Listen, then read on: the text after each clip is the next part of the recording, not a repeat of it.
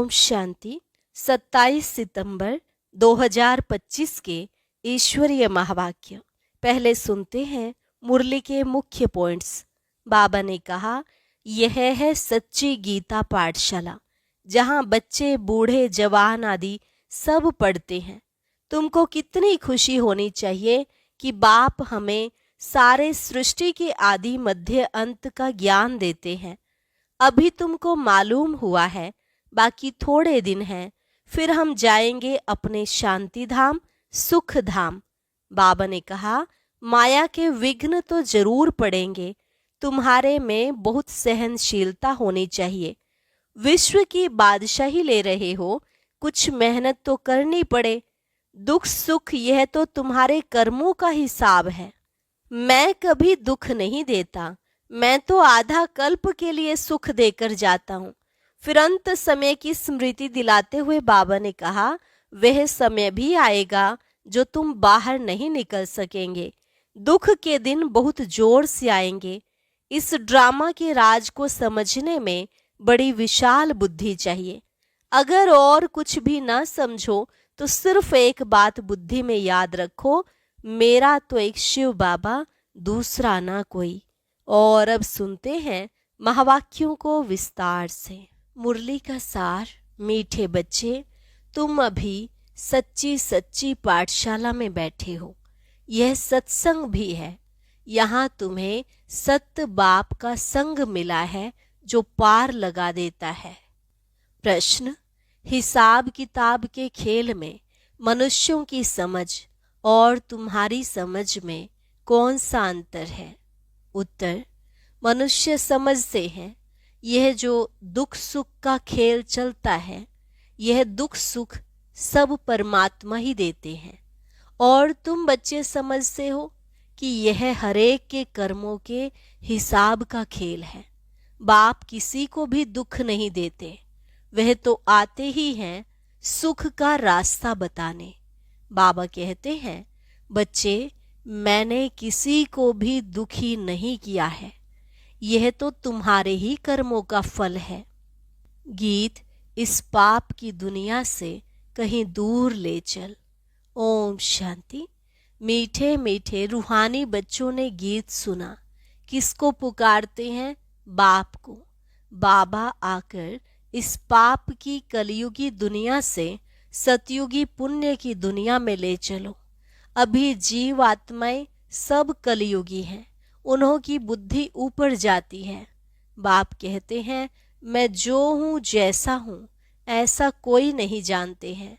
ऋषि मुनि आदि भी कहते हैं, हम रचयिता मालिक अर्थात बेहद के बाप और उनकी बेहद की रचना के आदि मध्य अंत को नहीं जानते हैं। आत्माएं जहाँ रहती हैं वह है ब्रह्म महतत्व, जहाँ सूर्य चांद नहीं होते हैं, न मूल वतन न सूक्ष्म वतन में। बाकी इस मांडवे में तो बिजलियां आदि सब चाहिए ना, तो इस मांडवे को बिजली मिलती है, रात को चांद सितारे, दिन में सूर्य। यह हैं बत्तियां।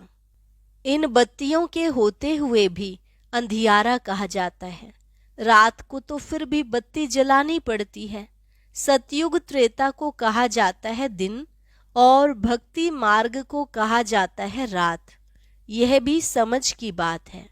नई दुनिया सो फिर पुरानी जरूर बनेगी, फिर नई होगी तो पुरानी का जरूर विनाश होगा। यह है बेहद की दुनिया। मकान भी कोई बहुत बड़े बड़े होते हैं, राजाओं आदि के। यह है बेहद का घर, मांडवा अथवा स्टेज। इनको कर्म क्षेत्र भी कहा जाता है। कर्म तो जरूर करना होता है। सब मनुष्यों के लिए यह कर्म क्षेत्र है। सबको कर्म करना ही है, पार्ट बजाना ही है। पार्ट हरेक आत्मा को पहले से मिला हुआ है। तुम्हारे में भी कोई है जो इन बातों को अच्छी रीति से समझ सकते हैं। वास्तव में यह गीता पाठशाला है। पाठशाला में कभी बूढ़े आदि पढ़ते हैं क्या? यहाँ तो बूढ़े जवान आदि सब पढ़ते हैं। वेदों को पाठशाला नहीं कहेंगे। वहाँ कोई भी एम ऑब्जेक्ट होती नहीं है। हम इतने वेद शास्त्र आदि पढ़ते हैं, इनसे क्या बनेंगे वह जानते नहीं।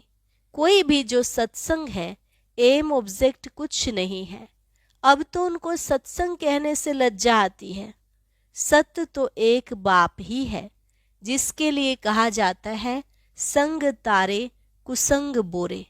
कुसंग कलयुगी मनुष्यों का, सत्य का संग तो एक ही है।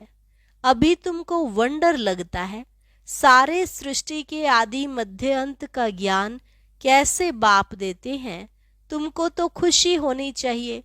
तुम सच्ची सच्ची पाठशाला में बैठे हो, बाकी सब हैं झूठी पाठशालाएं। उन सत्संगों आदि से कुछ भी बनकर निकलते नहीं। स्कूल कॉलेज आदि से फिर भी कुछ बनकर निकलते हैं, क्योंकि पढ़ते हैं। बाकी कहाँ भी पढ़ाई नहीं है। सत्संग को पढ़ाई नहीं कहेंगे। गुरुद्वारे भी कितने खोलते हैं। गुरु का द्वार अर्थात घर कहेंगे ना, फाटक खुलता है, वहां जाकर शास्त्र आदि पढ़ते हैं। तुम्हारा गुरुद्वारा है मुक्ति और जीवन मुक्ति धाम, सतगुरु द्वार। सतगुरु का नाम क्या है? अकाल मूर्त। सतगुरु को अकाल मूर्त कहते हैं। वह आकर मुक्ति जीवन मुक्ति का द्वार खोलते हैं। अकाल मूर्त है ना, जिसको काल भी खा नहीं सकता। आत्मा है ही बिंदी, उनको काल कैसे खाएगा? वह आत्मा तो शरीर छोड़कर भाग जाती है। मनुष्य समझते थोड़े ही हैं कि एक पुराना शरीर छोड़ फिर जाए दूसरा लेगी। फिर इसमें रोने की क्या दरकार है? यह तुम जानते हो ड्रामा बना हुआ है, हर एक को पार्ट बजाना ही है। बाप ने समझाया है, सतयुग में है नष्टो मोहा। मोहजीत की भी कहानी है ना, पंडित लोग सुनाते हैं। माताएं भी सुन सुनकर फिर ग्रंथ रख बैठ जाती हैं सुनाने के लिए। बहुत मनुष्य जाकर सुनते हैं, उनको कहा जाता है कन रस। ड्रामा प्लान अनुसार मनुष्य तो कहेंगे हमारा दोष क्या है। बाप कहते हैं, हमको बुलाते हो कि दुख की दुनिया से ले जाओ, अब मैं आया हूं तो मेरा सुनना चाहिए ना। बाप बच्चों को बैठ समझाते हैं, अच्छी मत मिलती है तो वह लेनी चाहिए ना। तुम्हारा भी कोई दोष नहीं है, यह भी ड्रामा था। राम राज्य रावण राज्य का खेल बना हुआ है। खेल में कोई हार जाते हैं तो उनका दोष थोड़े ही है। जीत और हार होती है, इसमें लड़ाई की बात नहीं। तुमको बादशाही थी, यह भी आगे तुमको मालूम नहीं था। अभी तुम समझते हो। जो सर्विसेबल हैं, जिसका नाम बाला है। दिल्ली में सबसे नामी ग्रामी समझाने वाला कौन है? तो झट नाम लेंगे जगदीश का। तुम्हारे लिए मैगजीन भी निकालते हैं, उसमें सब कुछ आ जाता है। अनेक प्रकार की पॉइंट्स लिखते हैं। ब्रिजमोहन भी लिखते हैं। लिखना कोई मासी का घर थोड़े ही है। जरूर विचार सागर मंथन करते हैं, अच्छी सर्विस करते हैं। कितने लोग पढ़कर खुश होते हैं। बच्चों को भी रिफ्रेशमेंट मिलती है। कोई कोई प्रदर्शनी में बहुत माथा मारते हैं, कोई कोई कर्म बंधन में फंसे हुए हैं, इसलिए इतना उठा नहीं सकते। यह भी कहेंगे ड्रामा। अबलाओं पर भी अत्याचार होने का ड्रामा में पार्ट है। ऐसा पार्ट क्यों बजाया, यह प्रश्न ही नहीं उठ सकता। यह तो अनादि बना बनाया ड्रामा है, उनको कुछ कर थोड़े ही सकते हैं। कोई कहते हमने गुनाह क्या किया जो ऐसा पार्ट रखा। अब गुनाह की तो बात नहीं, यह तो पार्ट है। अबलाएं कोई तो निमित्त बनेंगी जिन पर सितम होंगे। ऐसे तो फिर सब कहेंगे हमको यह पार्ट क्यों। नहीं, यह बना बनाया ड्रामा है। पुरुषों पर भी अत्याचार होते हैं। इन बातों में सहनशीलता कितनी रखनी पड़ती है। बहुत सहनशीलता चाहिए। माया के विघ्न तो बहुत पड़ेंगे। विश्व की बादशाही लेते हो तो कुछ मेहनत करनी पड़े। ड्रामा में आपदाएं खिटपिट आदि कितनी है। अबलाओं पर अत्याचार लिखा हुआ है। रक्त की नदियां भी बहेंगी, कहाँ भी सेफ्टी नहीं रहेगी। अभी तो सुबह की क्लास आदि में जाते हो सेंटर्स पर, वह भी समय आएगा जो तुम बाहर निकल भी नहीं सकेंगे। दिन प्रतिदिन जमाना बिगड़ता जाता है और बिगड़ना है। दुख के दिन बहुत जोर से आएंगे। बीमारी आदि में दुख होता है तो फिर भगवान को याद करते पुकारते हैं।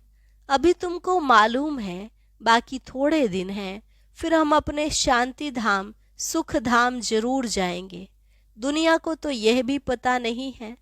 अभी तुम बच्चे फील करते हो ना, अभी बाप को पूरी रीति जान गए हैं।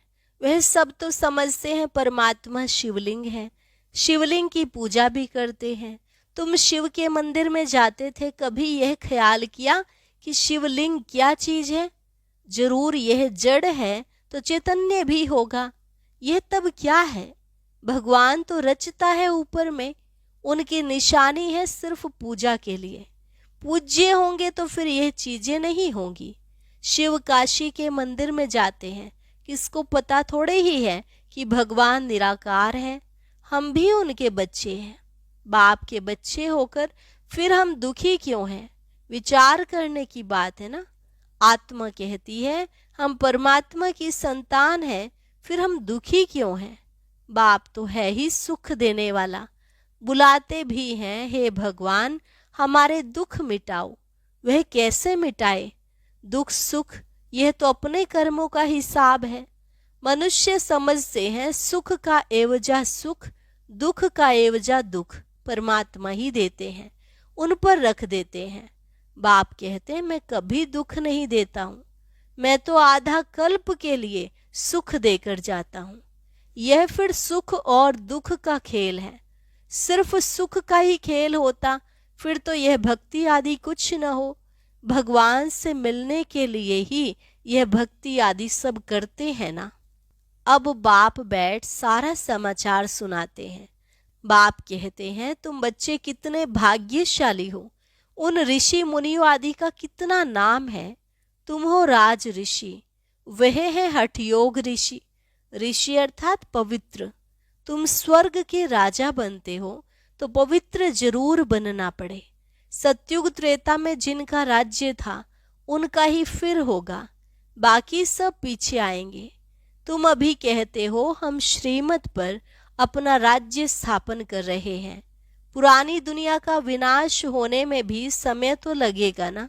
सतयुग आना है, कलयुग जाना है। कितनी बड़ी दुनिया है। एक एक शहर में मनुष्यों से कितना भरा हुआ है। धनवान आदमी दुनिया का चक्र लगाते हैं, परंतु यहाँ सारी दुनिया को कोई देख न सके।